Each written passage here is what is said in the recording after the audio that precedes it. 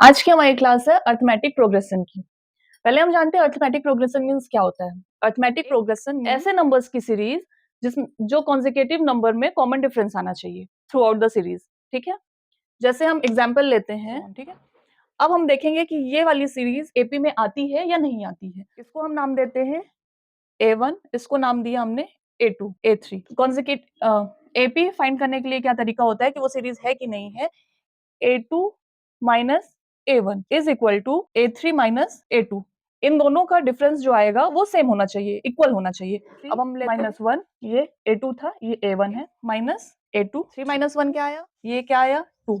ये दोनों क्या नंबर है, सेम आ रहे हैं। इसका मतलब ये वाली सीरीज जो हमने लिखी एग्जाम्पल में वो एपी में आती है। अब एक और एग्जाम्पल लेते हैं। एग्जाम्पल, अब आपको बताना है कि ये एपी की सीरीज में आता है या नहीं आता। देखो ये इन सब में क्या लगा हुआ है, स्क्वायर लगा हुआ है, तो इसकी वैल्यू क्या होगी, स्क्वायर सॉल्व करें।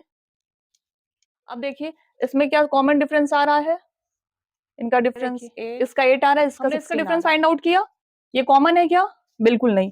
तो इसका मतलब ये एपी में इसका nth टर्म फाइंड आउट करेंगे, जिसके लिए हमें एक फॉर्मूले में वैल्यू पुट करनी होती है। पहले जानेंगे कि किस चीज को क्या। a means first term, b means common difference, n means nth term, जो हमें फाइंड आउट करने के लिए बोला जाएगा क्वेश्चन में सीरीज में। अभी एक एग्जांपल के थ्रू मैं उसको सॉल्व करवाऊंगी। ठीक है, अब एपी का nth टर्म फाइंड आउट करने के लिए एक फॉर्मूला है, लिखते हैं a plus n minus 1 D. अच्छा, अब हम देखते हैं कि एपी में किस तरह के क्वेश्चन आपके एग्जाम में आ सकते हैं। पहला, ऑब्जेक्टिव में आ सकता है एक नंबर में कि ये जो सीरीज है ये एपी में आती है या नहीं आती है। इसको सॉल्व करने का कुछ है नहीं, आप चेक कर सकते हैं। डिफरेंस देखिए कॉमन है, इसका मतलब ये एपी में आती लेते हैं। ठीक है, और उसमें हमको nth टर्म फाइंड आउट करनी है जो आपके क्वेश्चन में सॉल्व करने के पेपर में आएगा। ठीक है, अब देखिए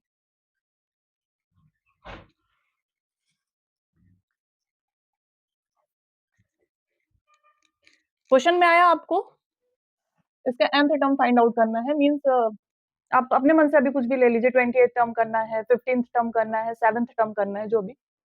अभी हम फाइंड आउट करेंगे 28th टर्म। ठीक है, उसके लिए हमें फॉर्मूले में वैल्यू पुट करनी होगी। एपी का फॉर्मूला क्या है, a plus n minus 1 multiply by D. ठीक है, इस पे वैल्यू पुट करेंगे, इसका 28th टर्म फाइंड करेंगे। ठीक है, ए सीरीज का जो फर्स्ट नंबर है वो लेना है, एन जो टर्म हमें फाइंड करने के लिए क्वेश्चन में दिया जाएगा, डी जो इनका कॉमन डिफरेंस है। अब अपन इसको सॉल्व करते हैं। 20 माइनस 1 19 मल्टीप्लाई बाय 5, 19 5 जा 95, ये हमारा क्या आया 28th टर्म। ओके, ये एपी फाइंड आउट हो गया।